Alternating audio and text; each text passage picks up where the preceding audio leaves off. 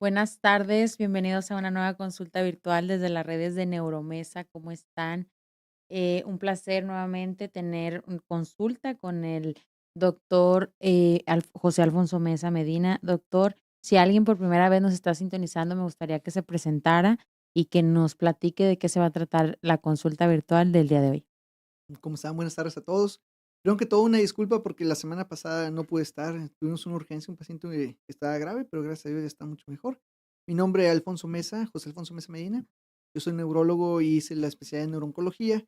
Y estamos aquí en Neuromesa tratando de tener un lugar donde podamos llevar toda la necesidad de un paciente neurológico para llevarlo a la mejor calidad de vida posible y tratar de controlar la enfermedad como tal, aquí en Neuromesa como tal. Sí, doctor Mesa, qué bueno que todo bien con el paciente. Digo, Sí. entendemos que a veces hay urgencias. Nos escribió al equipo de marketing y dijo: "Una disculpa, no voy a alcanzar a llegar", pero, pues, se entienden cuando son temas así. Qué bueno que el paciente ya está estable, ya está Sí. bien, y, pues, para eso está al final del día, para todas las urgencias. Sí, sí, al final de cuentas es lo que nosotros nos gusta como médico, tratar de que el paciente esté bien, ¿verdad? Sea el momento que sea y la hora que sea. A veces es difícil porque dejamos una cosa por otra. A veces estamos en una urgencia y no podemos alcanzar a llegar a la consulta. Y sé que es pues un poco molesto para los pacientes que vienen a la consulta de decir por qué no llega, pero estamos allá, no hombre. Siempre estamos de aquí para allá, de allá para acá, ¿verdad? De un lado al Sí. otro. Doc, y desde que estaba en Washington, hay un tema que ha sido, pues, como del agrado de la gente, o que a lo mejor es muy común y la gente quiere saber, que son las polineuropatías. Ujú. Y habíamos conversado hace 2 semanas acerca de ellas, pero, pues, retomando el tema, las polineuropatías, ¿qué son? Platíquenos de algún caso de éxito, refrésquenos un poquito de cómo se pueden diagnosticar, si son genéticas, si son tratables. Vamos a ir pregunta por pregunta, no crea que todas en una. Pero de entrada, las polineuropatías, ¿qué son? Por si alguien está viendo este video por primera vez. Sí, las polineuropatías, el nombre al desmenuzarlo y ver en etimología, poli muchos, neuropatías, enfermedades, neuro de nervios, patías, enfermedades. Entonces, enfermedades de muchos nervios, pero no nervios de estar nervioso, sino nervios periféricos. ¿Qué es esto? Mi cerebro, para mandarle señales a mi cuerpo, que es el que va a movilizar a mi cerebro como tal, les mando señales por medio de cables, y esos cables se llaman nervios periféricos. Es como un cable, ¿sí? Que aquí por dentro va el plástico y muy adentro de este va el cobre que va a mandar realmente la señal. En nuestro cuerpo es igual, si yo abriera aquí mi brazo, vería unos cables blancos que son los nervios periféricos, que es donde mando señal mi cerebro hacia mi mano y mi mano se contrae al momento que llega el impulso nervioso. Y estos están hechos por cables. Estos cables están vivos, están en mi cuerpo y estos se llaman nervios periféricos, que por fuera va una grasa, que es como el plástico, que aísla un cable y otro que se llama mielina, y por dentro va la neurona, que es como el cobre que va a llevar realmente la señal nerviosa como tal. Bueno, nosotros tenemos muchos nervios en nuestro cuerpo. En cada uno de los lados de cada uno de los segmentos de nuestra columna sale un par de raíces nerviosas, son 32. Y estos se juntan y forman nervios periféricos, mediano, radial, cubital en mi brazo, tibial y peroneo en mis piernas, y muchos más raíces, ¿verdad? Está el nervio ciático, está el femor cutáneo y hay muchísimos más. Bueno, si uno de estos nervios están dañados, por ejemplo, aquí en mi mano se daña un nervio que se llama nervio mediano porque está por debajo de un túnel que lo forma un ligamento que se llama túnel del carpo. Y si ese túnel del carpo, al yo estar escribiendo muchos años de mi vida y que estoy con este movimiento repetitivo, se inflama el túnel del carpo, impresiona el nervio y se me duermen estos tres dedos. Digo, tengo una neuropatía del carpo. Tengo una mono, porque es un solo nervio, neuropatía. Tengo una enfermedad de un solo nervio, mononeuropatía. Pero, por ejemplo, me dio COVID hace 7 meses y me empezó a ver daño en el nervio mediano de esta mano y el nervio radial de esta mano y mi mano se cae. Y mi nervio tibial de esta pierna y no puedo flexionar muy bien la pierna y los dedos, el dedo grueso. Entonces, ¿qué tengo? Un nervio dañado aquí, otro nervio dañado aquí y otro nervio dañado aquí. Entonces es una mononeuritis múltiple, porque es un solo nervio y un solo nervio. Mononeuritis múltiple. Y eso puede dar post-COVID o por algunas enfermedades reumatológicas. Pero hay veces que tengo mis nervios de estos dedos, las puntas de los dedos están dormidos, ¿sí? Se me duermen los dedos de las manos y de los pies. Esta se me duerme hasta aquí, pero esta se me duermen nada más estos 3 dedos. Entonces tengo dañado el nervio mediano radial cubital de esto en forma distal, pero acá nada más el mediano y el radial de esta mano. Pero también tengo mis piernas, tibial y peroneo de ambos lados. Entonces, ¿qué tengo? Tengo muchos nervios dañados, entonces tengo polineuropatía.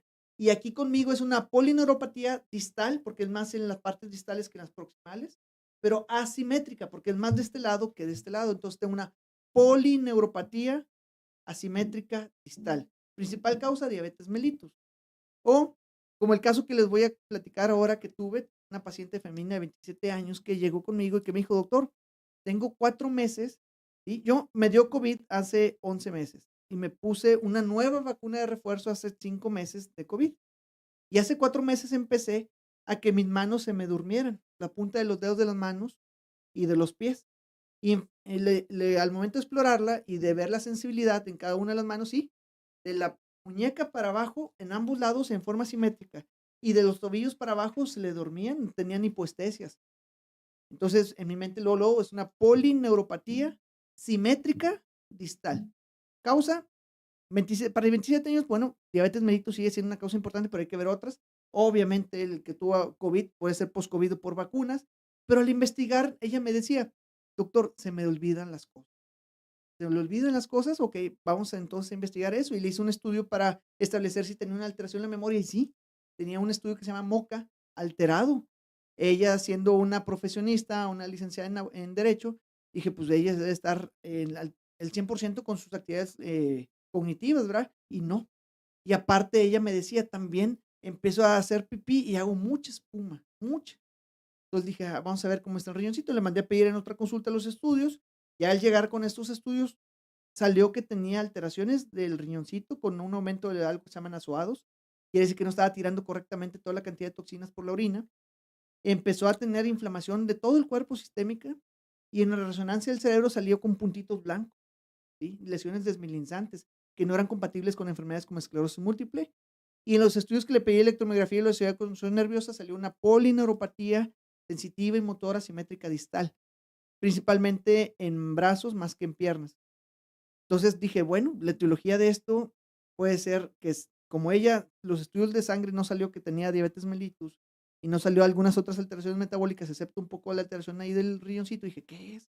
Vamos a investigar todas las causas y dije, trae inflamación. Entonces, las polineuropatías las podemos medir en inflamatorias y no inflamatorias. Entonces, ella trae inflamatorias.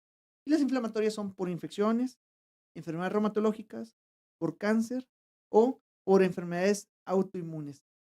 Le pedí los estudios correspondientes a la paciente, entre ellos anticuerpos antinucleares para ver si no eran posibles alteraciones reumatológicas, y una de ellas le pedí para enfermedad de una picadura de una garrapata que se llama enfermedad de Lyme. También le pedí anticuerpos contra artritis reumatoide, enfermedad por lupus. Le pedí un rastreo para ver si no tenía algún cáncer escondido. Y la paciente, todo salió negativo excepto el Lyme. Salió positivo para una enfermedad que se llama enfermedad del Lyme. Y quiero hablar de esta porque es común de que esta enfermedad se presente aquí con nosotros en el norte de México y en el sur de Texas, porque esta enfermedad es a base de una picadura de una garrapata. Dice, doctor, pero a mí nunca me ha picado una garrapata. A veces no lo sabemos. 25% de los piquetes de garrapata ocurren en la noche. ¿Cómo sabemos? Porque son pacientes que tienen enfermedad de Lyme y no se acuerdan de la picadura, y al momento de explorarlos podemos inclusive encontrar que está todavía la garrapata ahí dentro del conducto Ala. auditivo, ¿sí? Con ella no traía el conducto auditivo con la garrapata porque ya fue hace 4 meses, pero ella sí dijo que había ido a unas cabañas y se quejó de que le empezó a doler mucho el oído. Wow. Muy probablemente, aunque no tenemos todavía el dato, haya sido eso el momento de que le picó la garrapata. Cuando te pica la garrapata, empieza a aparecer un eritema que es como si fuera un tiro al blanco. Empieza un enrojecimiento central, luego a los 2 días se hace un enrojecimiento que va creciendo como un círculo y se hace otro central, y a los 3 días se hace más círculo y otro central. Entonces parece un tiro al blanco y que se llama eritema migrans, porque es un eritema, un enrojecimiento que va migrando, va subiendo, ¿sí? Y esto, eritema migrans, es característico, aunque no único, de una picadura de garrapata y que te puede dar una enfermedad que viene en la saliva de la garrapata. La garrapata es al momento de puncionar y de querer succionar la sangre, emiten una saliva para que ésta tenga un anticoagulante y puedan estar succionando más sangre, más sangre, más sangre. Lo malo es que esta saliva puede estar esa garrapata infectada de una bacteria que se llama, bueno, es una espiroqueta que se llama Borrelia burgdorferi o Borrelia algunas otras especies, pero principalmente burgdorferi. Esas se encuentran en los venados, en los jabalíes y en los perros.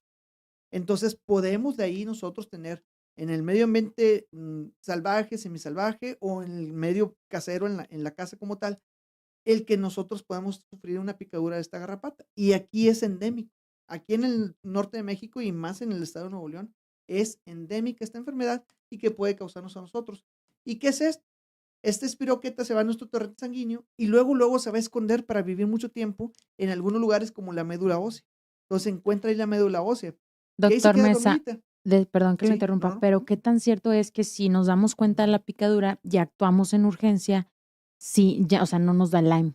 No, ahí sí se han hecho estudios donde se puede dar un medicamento que se llama doxiciclina en los primeros minutos de la picadura y que reduce mucho el riesgo de que esta borrelia se quede en forma crónica en nuestro cuerpo. Ya entró, ya hizo el daño, ¿sí?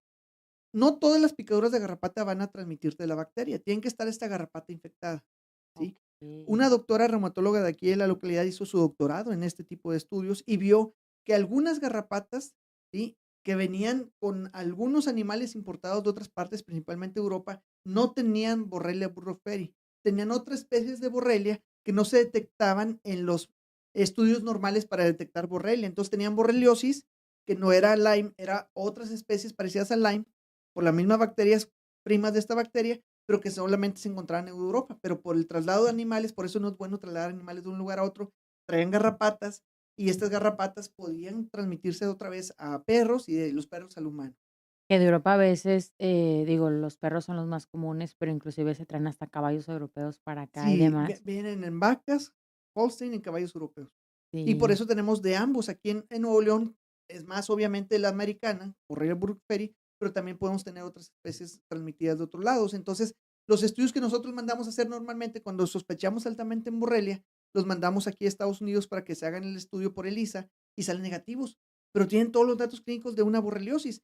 Los mandamos a Francia, a Europa. La autora hizo eso, inclusive lo mandó a Francia para hacer estudios que salían negativos, pero tenían todo el cuadro clínico y salían positivos para otras especies.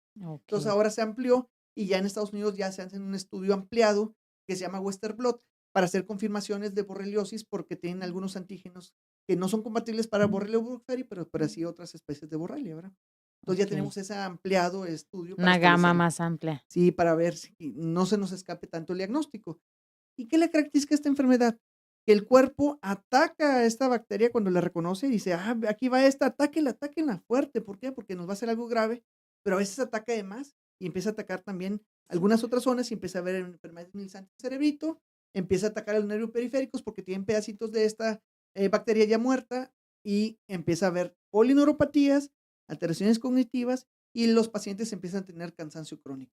Y esto puede ser causa de enfermedad del Lyme.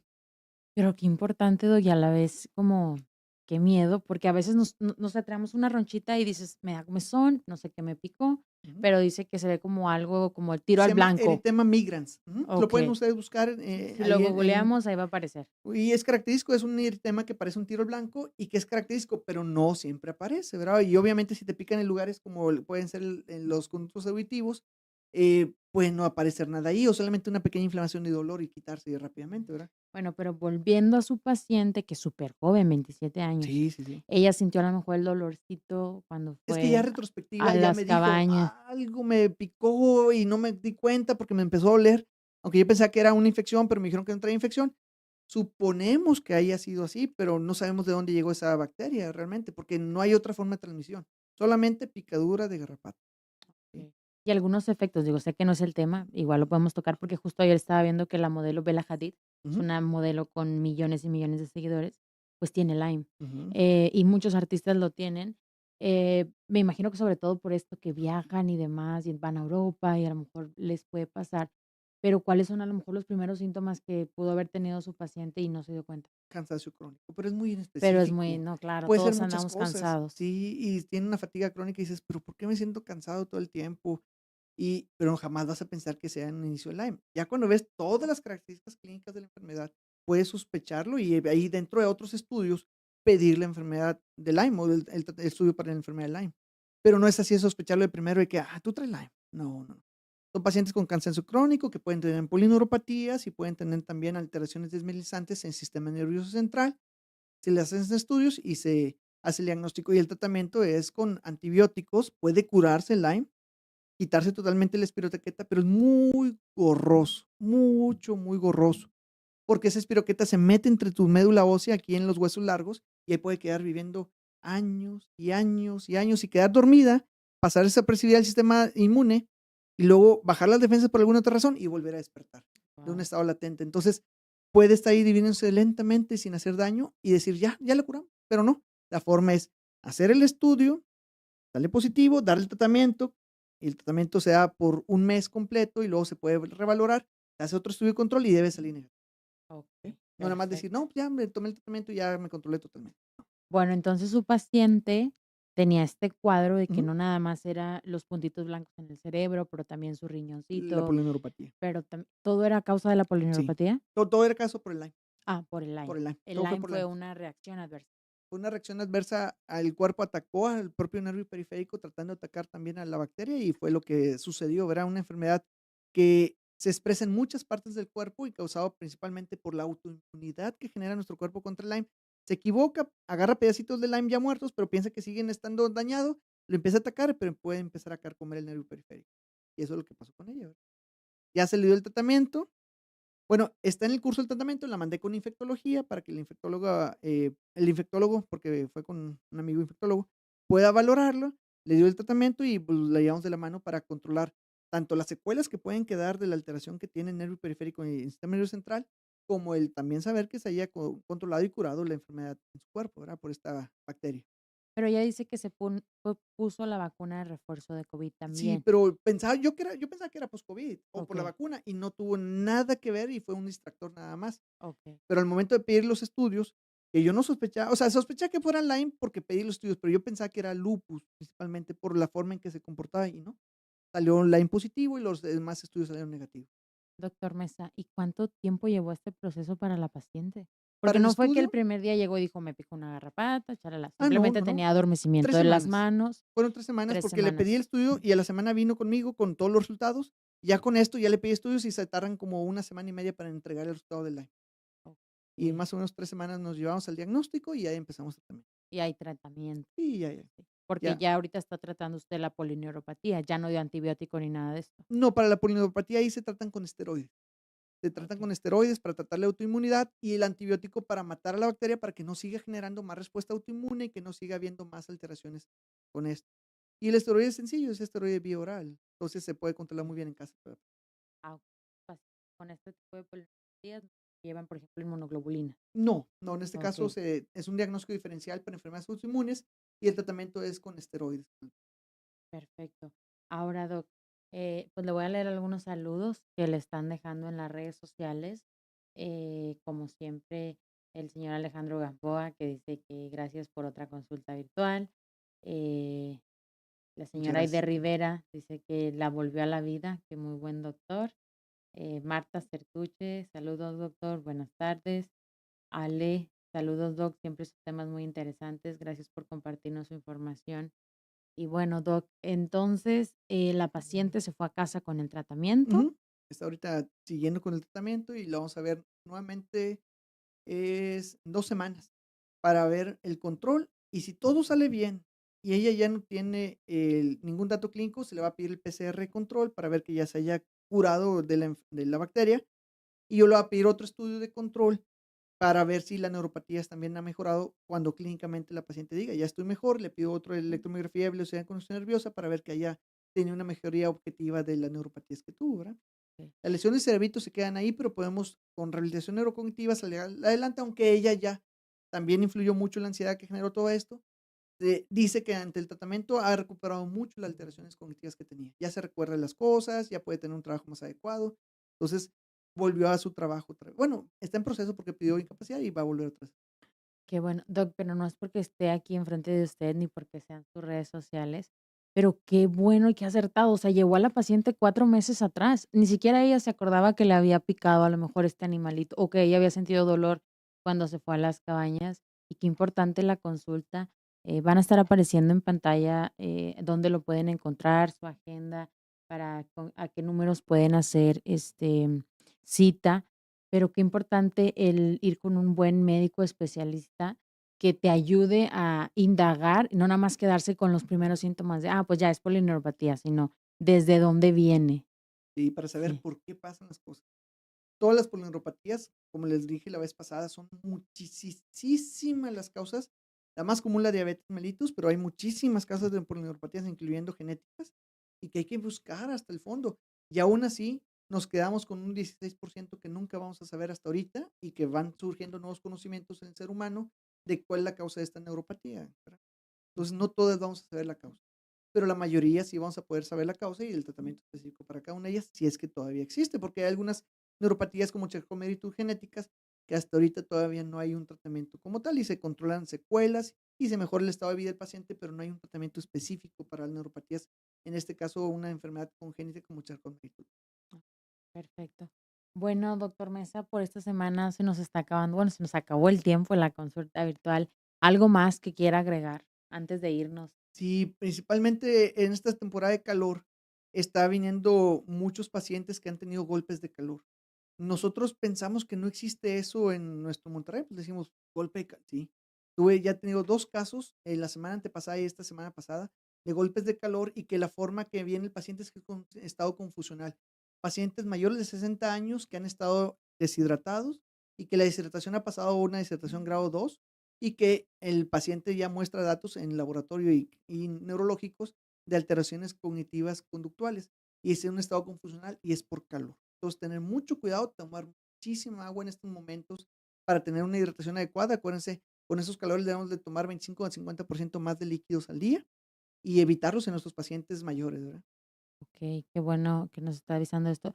Ya sabe de qué va a ser la consulta virtual de la próxima semana. Si me habían hablado para hablar de tumores cerebrales, he tenido 2 casos recientes de tumores cerebrales y vamos a hablar en específico la importancia de los estudios moleculares nuevos en pacientes que llegan con un tumor cerebral para hacer diferenciación entre ellos, porque antes era, bueno, tienes un glioma, ¿qué grado? Tal grado, y hasta ahí llegábamos porque no sabíamos más. Ahora no, ahora tengas un glioma con IDH mutado, con colección 1P19Q, porque estos datos que salen en los estudios de la muestra de biopsia de la tumoración nos da muchos datos para decidir si el mejor tratamiento es este o este. Entonces, esto nos va a decir mucho. Entonces, la importancia de las pruebas diagnósticas en los tumores para nosotros poder decidir cuál es lo mejor para el paciente. Perfecto. Bueno, pues entonces nos vemos el próximo martes a la 1 de la tarde con la consulta virtual del doctor José Alfonso Mesa Medina, neurólogo, neurooncólogo, siempre a su servicio. Nos despedimos por esta semana. Gracias. Muchas gracias.